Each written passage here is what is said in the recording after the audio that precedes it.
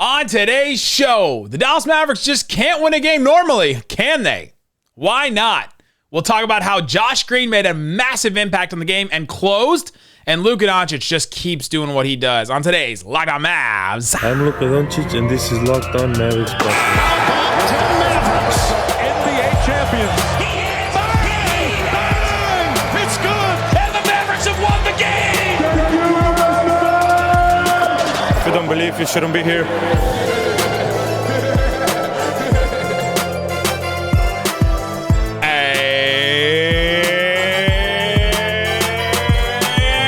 Welcome. You are locked on to the Dallas Mavericks. My name is Nick Angstadt, media member and NBA channel manager for the Locked On Podcast Network. Thanks for making Locked On Mavs your first listen every day. We are free and available on all podcast platforms, including YouTube, where the best way you can help us grow the show is to comment below. Give me one thing. Just tell me one thing that stood out to you in this game. Just one. Let me know in the comment section below. Today's episode is aptly brought to you by Sweat Block. If you or someone you love is experiencing embarrassing sweat or odor, maybe turning it over late in games, try Sweat Block. Save 20% with promo code LOCKEDON at sweatblock.com. Also available on Amazon. Woo, letting it ride.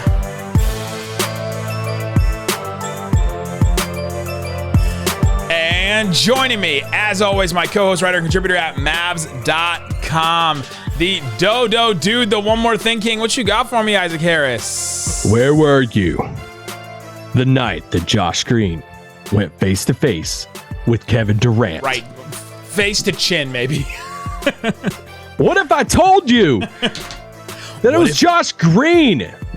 What if I told you? Oh, my gosh. Theo Pinson, I love you. More than a hype man. He's more than a hype man, but tonight he was a trash talker, hype man, everything. He's more. His facial expression and just reaction and everything when KD missed the second free throw was just immaculate. Oh. It was incredible.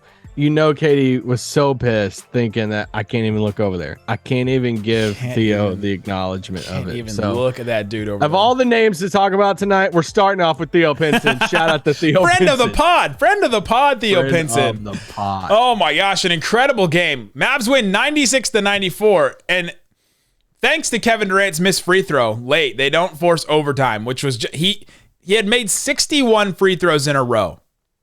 Leading up to that, he had a chance to tie the game to go into overtime, and he misses the second free throw, misses the third one intentionally, and it was just another one of those games where the Dallas Mavericks they don't want to hold on to these leads late. They don't want to. I was like, okay, 10-point lead. What was it? 10-point lead, 2 minutes. No, 2 minutes and 46 seconds to go. Like, how many every single game the Mavericks have played, I'm going to keep saying this. This is going to be our new thing. Every single game the Mavericks have played this year, they have had a lead in the fourth quarter, and most of them double-digit leads. This is another one of those games. How did the Mavericks end up almost going to overtime in this game? Another clutch game, obviously. This is what? 8 out of the 9. 8 out of 9, yep. It's got to be the most in the league, unless Orlando played one tonight.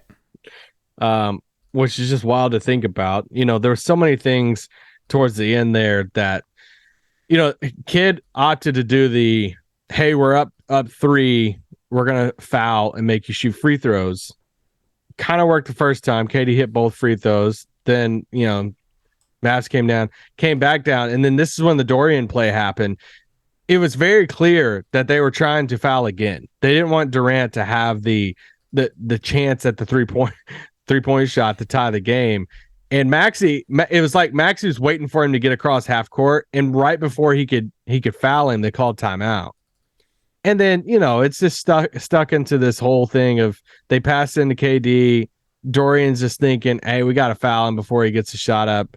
And Dorian just, you know, made a dumb timing decision of it, but just reaching in. And I saw some people giving Dorian some heck about it of, oh my gosh, what dumb type of reach in is that? And it's like, well, actually he was trying to foul him. He just didn't know he was going to go up with the shot. So are you talking about that last second one? Yeah. Well, they called the foul on Bullock. Really? They called I'm looking right here at the stat sheet. They called the foul on Bullock. That's what I had written down too. Bullock was the one that came in there, and I mean they both thought the same thing, right? It doesn't change the intention behind it, but they thought let's foul him before he can get a shot up. But it's Kevin Durant being Kevin Durant. He was already in the sweeping go up for a shot motion, and so then that's when he goes to the line. But man, 2 minutes and 46 seconds, the Mavs are up 92-82.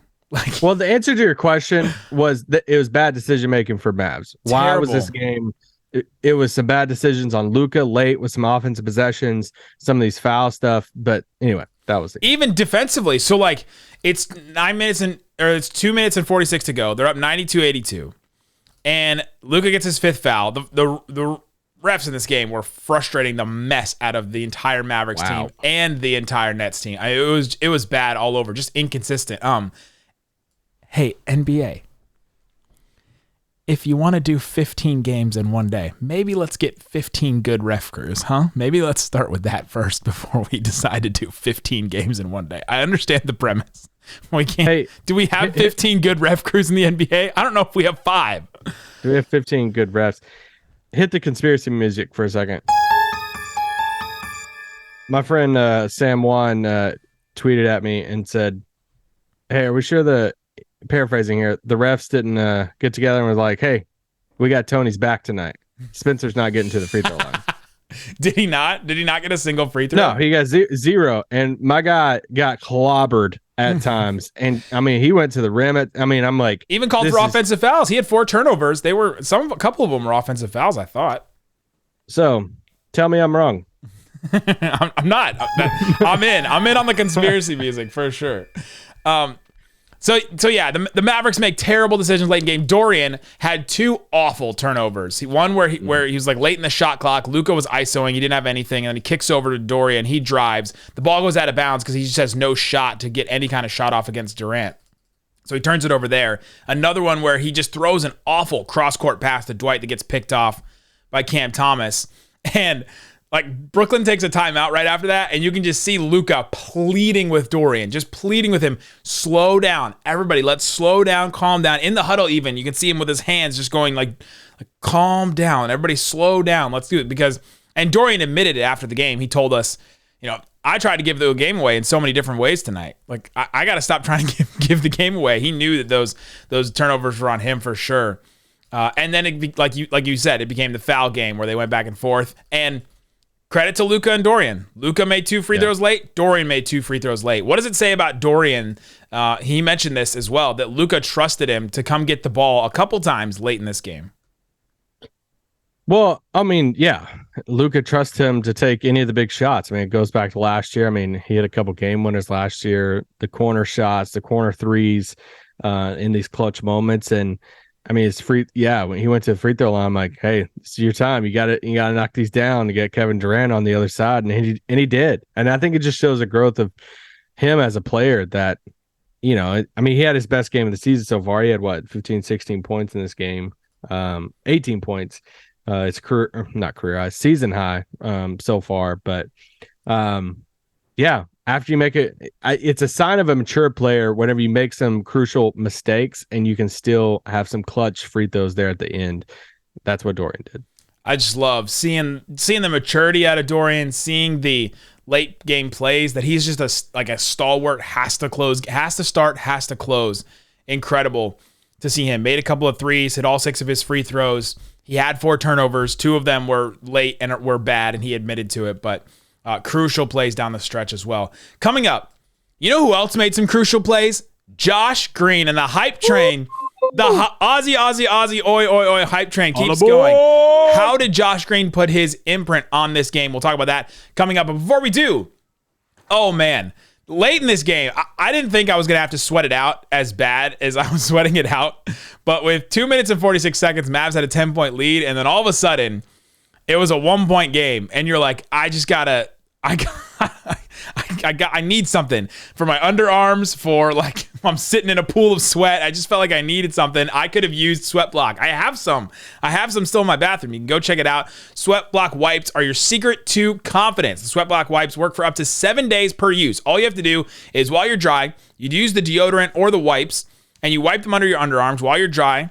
And then you get up to 7 days use of not having to deal with embarrassing sweat stains or pit stains or anything like that. If you or someone you love is experiencing embarrassing sweat or odor, try Sweatblock. Save 20% with the promo code LOCKEDON, 2 words, locked on, at sweatblock.com. They're also available on Amazon, but you don't get that promo code if you use it. Again, sweatblock.com, promo code locked on. All right, Isaac Harris. Ooh, the Dallas Mavericks get a win. They pull out another clutch win. By the way, 8 clutch games this season. The Mavs are 5-3 in those games. Orlando has played 9. They're 1-8 in those games. Is that every single game Orlando's played this year? Now they have one game that's not clutch. So the Mavericks and Orlando are about tied there. The Mavericks get the win, and we talk about Luka a lot. We will talk about Luka. But Josh Green, this was his game, I felt like. This was his, he put an imprint on this game. He ended up closing the game. I'm pretty sure it's the first real game he's actually closed for the Mavericks. 16 points, close to his career high of 18. 5 rebounds. He got the one Josh Green offensive rebound. 2 assists. And then he hit all 5 of his shots. Two of them threes, and all 4 of his free throws. What did you see from Josh Green tonight? Oh, I mean, one of the best games he's played. Kid rode the hot hand, wrote that down. I was like, all right, we just had that conversation yesterday. Like, hey, do you have this certain lineup to close games? It's very clear that Jason Kidd is. He was like, no, Isaac, I will not keep the same closing lineup. I will change it constantly. I'm sorry you thought we should have a closing lineup, right. Isaac.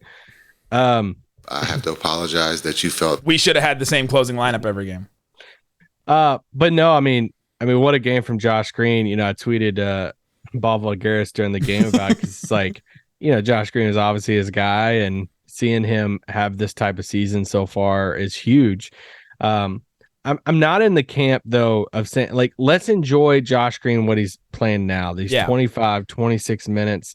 I'm not ready to hand Josh Green a starting spot and give him 40 minutes a night. He's playing really good in the role that he's playing it right now. And yeah, he got a lot more minutes, especially in the fourth quarter, but he just, I feel like it's a broken record at this point. He brings the energy, and you can just bring the action. Just flying everywhere for the rebound. He had a offensive rebound tonight that I thought his mouth was at the rim. I'm like, what is happening? This is insane. You know what he said something in his post game that I thought was really interesting. He said, I'm always going to crash on offense. I'm always going to crash. And you're like, you can tell, because he always goes after offensive rebounds. He's always going to crash the boards, go after offensive rebounds. He said it was because of growing up playing Aussie rules football and his nose for the ball and going after the ball and that sort of whole all right, I gotta find a path to the ball through a bunch of players, because that's how Aussie rules football works. He's like, I gotta go get the ball. And I thought that was really interesting, because we hear a lot about, well, this guy played soccer and his footwork is so great. Well, what about getting rebounds because of playing Aussie rules football and going after the ball like that? I just thought it was really interesting. And Josh Green, he does it every single game. If you would have told me, what if I told you that Josh Green was going to play in the same game as Ben Simmons and Patty Mills and be the best Australian on the court? Ooh! Hot man, the hot player. He was the hot man. I would have not. That's not a prediction I would have made before the season or anything. But how much is Simmons? Simmons played 16 minutes. He's coming back from knee soreness, so Ben Simmons didn't start. By the way, that the entire arena, anytime Ben Simmons did something negative, cheered really loud. Yeah. It was very interesting to hear how against Ben Simmons they were, even when he checked in off the bench for the first time.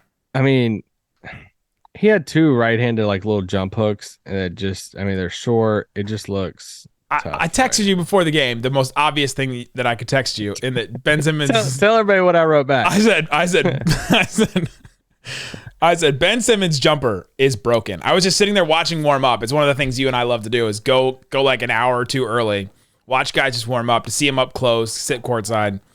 And I said Josh Green's, or I said, stop. I said Ben Simmons' jumper is broken. And you said, well, yeah, LOL. Water is wet. And it's true, but he moves his hand at the last second.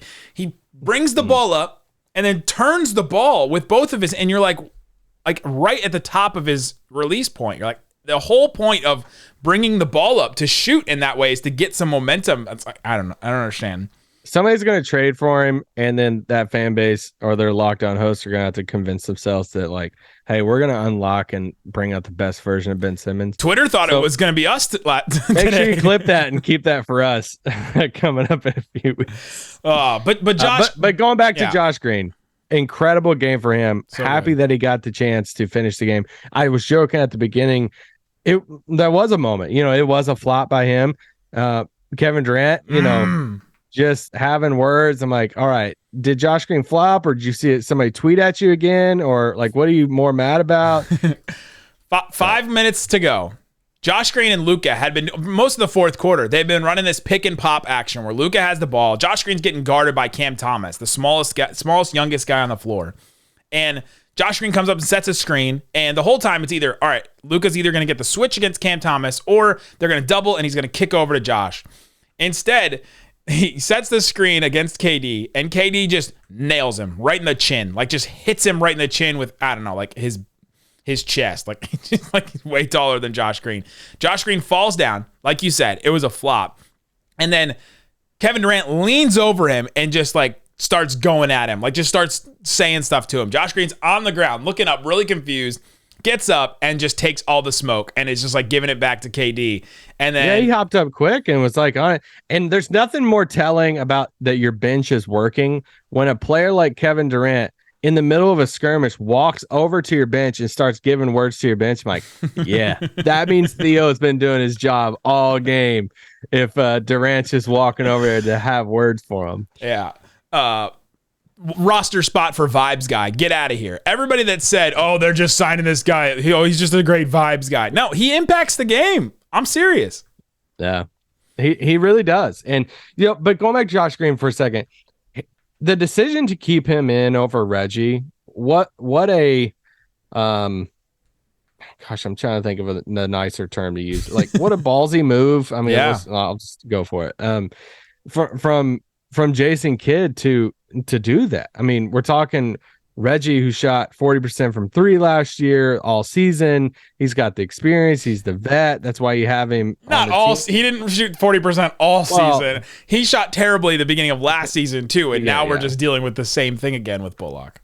Finished strong. Playoffs was fine. Played a ton of minutes, and Josh Green played more minutes than him tonight, and there's no really foul trouble or anything like that. So I thought that was telling. We like it because we've been saying if we can preserve Reggie and Dorian and their minutes and stuff, let's do that. But man, Josh had some fun dunks tonight, going through the lane on the fast break. The one with 7 minutes left in the fourth quarter where Luka dropped Ben Simmons, like crossed him over and just dropped him on the ground. Luka had a wide open shot at the rim and just smoked the layup.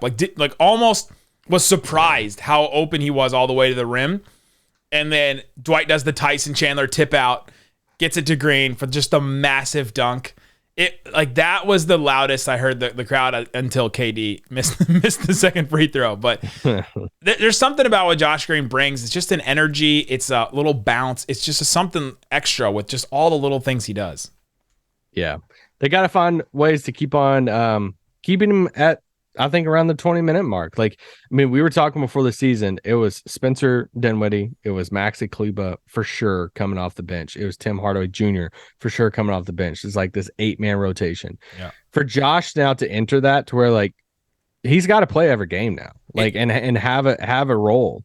It's all we asked for, right? Like that's all we asked for going into the season. We said, all right, can he be the ninth man? Can he get into that rotation, be an impact in the ways that he's going to impact the game? The hustle stuff, play some defense, pass a little bit, hit maybe some threes. And now he's hitting all the threes. Dorian Finney-Smith was asked about Josh Green after the game, lights up and goes, you mean that's the best shooter in the league right there? The best 3-point shooter in the league right there.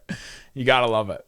15 shot attempts for Josh, but still, he's still shooting at a high clip, which is awesome. Like it really is good. And to the impact of having another wing defender energy guy is huge. Of having the Dorian Reggies of the world, and now you have Tim and Josh. I mean, How soon can we say Josh was the best free agent addition of the offseason? Not every player that was just on the roster is a free agent. If we're gonna say it for Tim, let's just go ahead and say it for Josh because he's a different player. And he's just getting more minutes. Yeah. The thing about Josh too is that he's a smaller, quicker wing, and they needed another one of that because Reggie and Dorian are like having to chase around all these guards, and then they have Maxey to guard some of the bigger ones. So like now you have all levels. Like Josh is the smallest, quickest. Then Bullock's a little bit bigger, but still kind of quick. Then Dorian's a little bit bigger, still quick. And Maxey is the biggest. Like you have all four that cover those bases. And so it's one of the reasons why the closing lineup has changed every single game is because you got to throw out different guys to guard different guys and whoever's going to be enter a new guy that's logged clutch minutes for the Mavs. Yeah. He just said the number of players yesterday was like 8 or 9 players, and now Josh is in that mix too. Coming up, what did Luka look like in the game? He scores 30 again. Another game for Luka scoring 30 plus. And a couple other players made some big impacts in this game. Tim Hardaway Jr. goes out with an injury. Christian Wood only logs 20 minutes. Talk about all that coming up. But before we do, let me tell you about BetOnline. It's the best place to check out the odds and lines inside and outside of sports. You can go check out BetOnline. Hopefully, over the last couple of games, you didn't have the spread because you would have lost really bad on the Mavs because of these late games they keep giving up. There are no NBA games because there are no NBA games on Tuesday. So you can check out a bunch of different college football stuff. Here's a good one. They have all these specials and stuff on BetOnline. Will Steve Nash be an NBA head coach next season? No. Next season? Next season. No is minus 185. Yes is plus 145. So he's going to take a year off or take some time. Steve's like, I just want to go on vacation for a year. Dirk, can you just come over to my house and we just chill and maybe we'll do TikToks with our daughters? So there's stuff like that on BetOnline. They have NBA draft stuff already. Oh my gosh. Wembanyama. What do you think? What do you think are the odds for him? No, there's no telling. Minus 1,000. Scoot is plus 1,000. So go check it out. It's BetOnline. It's where the game starts. All right, Isaac Harris. We're continuing to talk about the Mavericks win against the Brooklyn Nets. Their second win against the Brooklyn Nets and another clutch win for the Dallas Mavericks. Luka Doncic scores 36 points. He has 6 boards, 6 assists, hits 5 threes. Huge game for him shooting the 3. Only takes 9 threes, Isaac Harris. Who's been calling for Luka Doncic to only take 9 or less threes? Just keep on adding that little stat up. Another win with Luka taking under 10 threes in this game.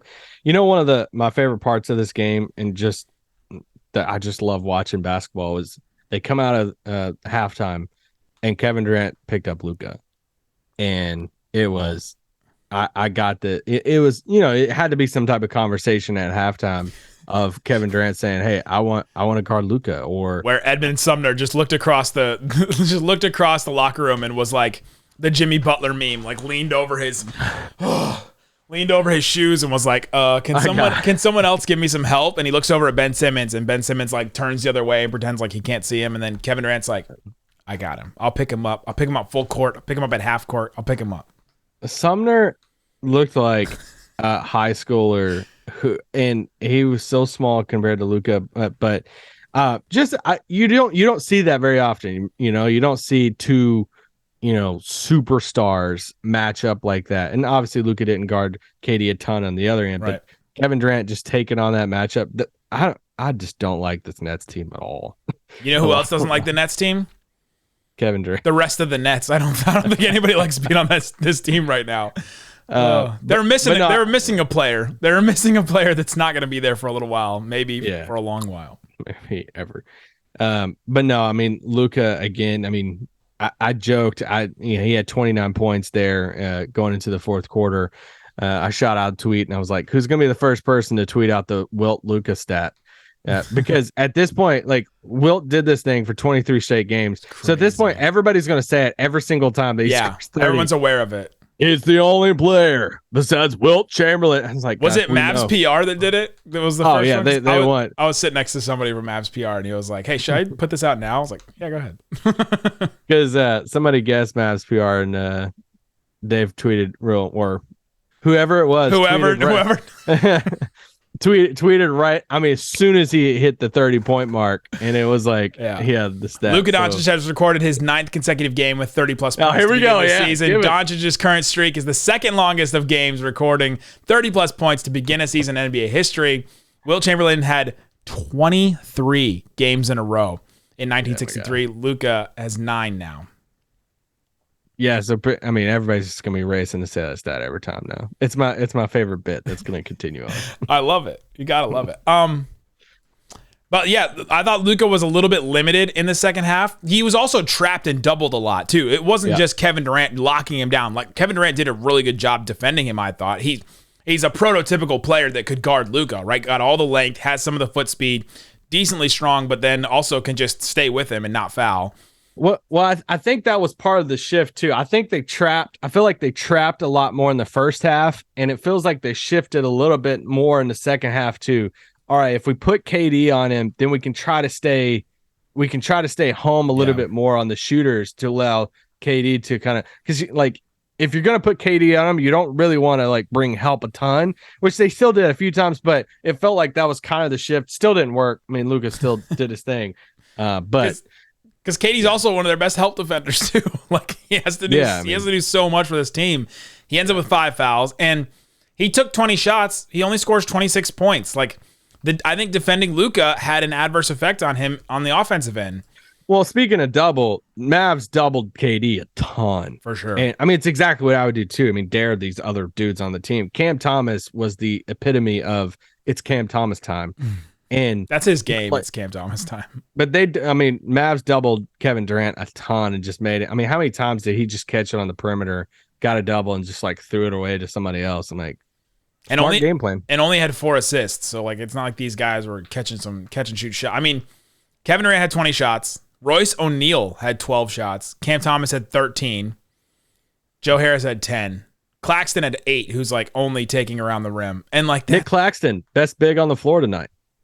He was. He's definitely the best. I'm not even kidding. He was 7 offensive rebounds, 14 rebounds overall. He had 3 steals.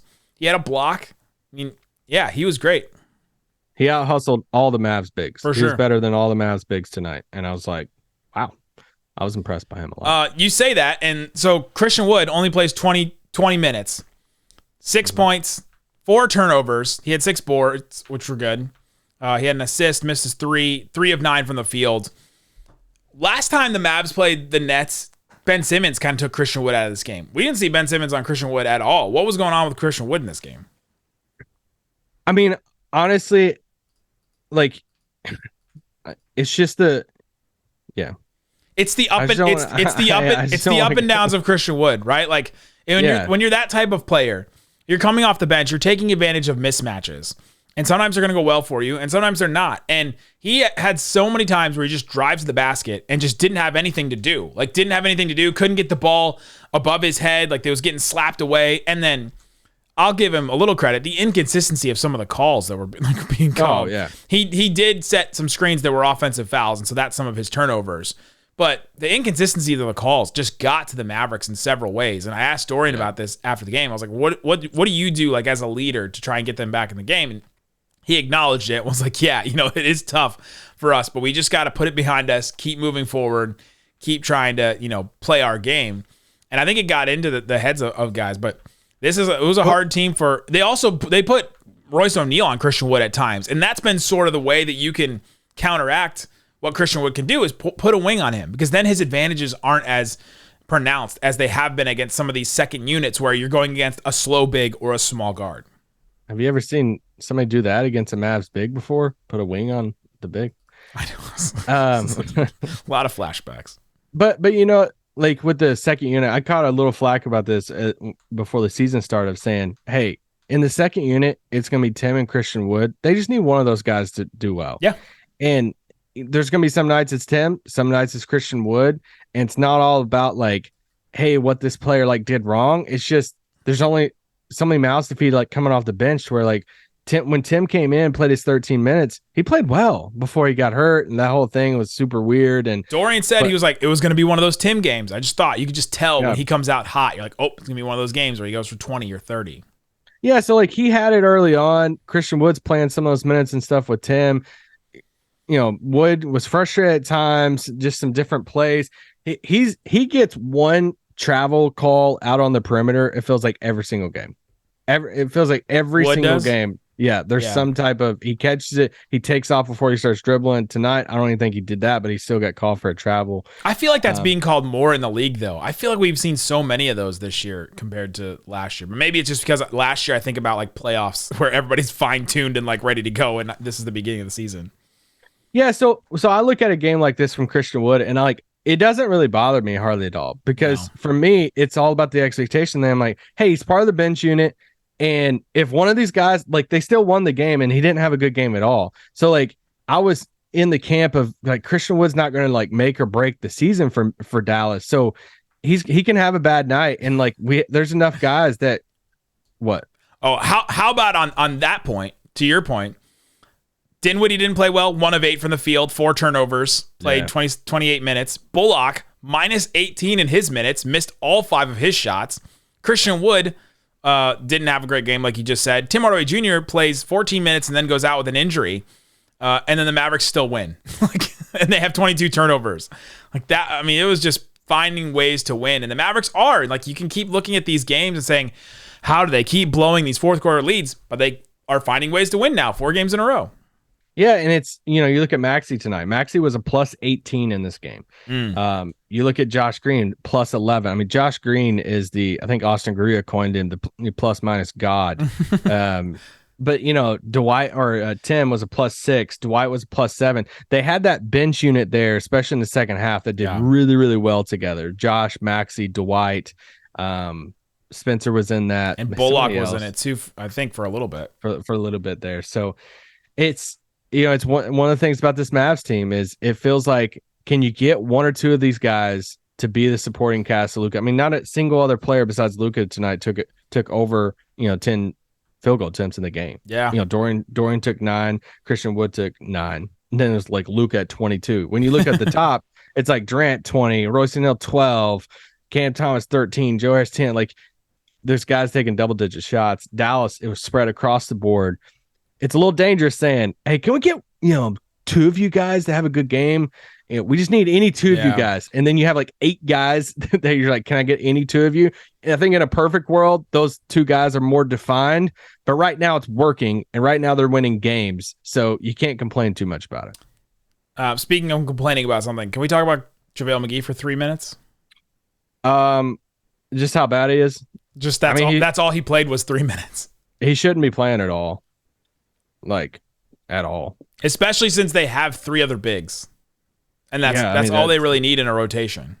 I mean, you should just start Dwight at this point, and Christian Wood comes off the bench. Maxey plays a 5. And, I mean, it sucks, but it's just, I mean, he's doing nothing good on the floor right now. We didn't even mention this. They started out, the Nets were up 7-2, and then at the 9-minute mark in the first quarter, JaVale McGee throws this high-low pass to Luka that just sails over his head. And then Luka whips over and looks at the sideline, looks at his bench and looks at the coaches or the bench and just yells something. And then the next dead ball, Christian Wood subs in for JaVale McGee, only played 3 minutes. I think this was his shortest first half stint. We've seen him play, I don't know, man. But then the Mavs were down 11-25. All the rhythm and stuff was all messed up. And they went down 14 points early in this game and ended up having another comeback. Tougher night tonight. JaVale McGee or the ball boys? Oh, you mean the floor wiper kids? I guess they're ball boys, but that was rough because we saw Pascal Siakam in the Raptors game take a slide and fall and hurt himself, and now he's out for a while, which stinks. And then Tim Hardaway Jr., the reason why he was out in this game, he did the splits. There was no one around him. He was just like running through the lane and then did the splits and hurt his hamstring or something. And then Luka slips later, and he's like jogging back down like a defensive back in football, like going like backpedaling backwards and just like screaming at the ball boys to go wipe up the sweat on the floor. Wipe the floor! Wipe the floor! Oh God! And they're both sitting there. They're like high school kids or like middle school kids or something with these mops, and they're just looking at him like, we're not allowed to go out unless there's a dead ball. They're just waiting. As soon as the dead ball happened, they went out there and they wiped it up. Luckily, I think it was a team employee from the Nets that went out there and like wiped it up before they could get out there. I'm not, and I was joking about the ball boys. It's not all their fault. There's ice under the floor. Yeah. There's different stuff with that, but it was just funny. I only said that because Luka was like visibly yelling at the ball boys, and I'm like, oh my gosh. He just wanted to get their attention to get them to go wipe that up. Like, why are you not wiping this up? He wasn't like MFing them or anything. He wasn't saying things that Tony Brothers would say to a random NBA player, but. There you go. Guys, let us know in the comment section what's one thing that stood out to you. Mavs get a win. We will be back tomorrow breaking this down. Talking about let me tease for tomorrow. I haven't even told you this, but tomorrow, let's talk about Anthony Davis stuff. Could Dallas go after him? Coming up on tomorrow's show. Also, if you haven't, go vote. Go vote today. Go vote. Take time out of your day. It's what we can do for each other to be good citizens, to be good to each other, to help each other out. Let me see your sticker, guys. Go vote. I got my sticker somewhere. I think it's in the car still, but I voted. Go ahead. Check it out, guys. Go listen to Locked On Sports Today. Incredible podcast breaking down all the biggest stories of the day. Instant reactions. Big game recaps. The Houston Astros guys. I know we hate the Astros. The Houston Astros guys in yesterday's episode had the funniest post-game reaction. He's at the game where they win the World Series. And H-Town Wheelhouse is his like radio name, I guess. And his voice is so hoarse. He's screaming at the camera just to be heard. And his head is tilted. I'm like, he sound like a murderer. So if you want to hear the Astros roast sound like a murderer, go check out Locked On Sports Today yesterday. Guys, thanks so much for listening to Locked On Mavs. Peace out. Boom.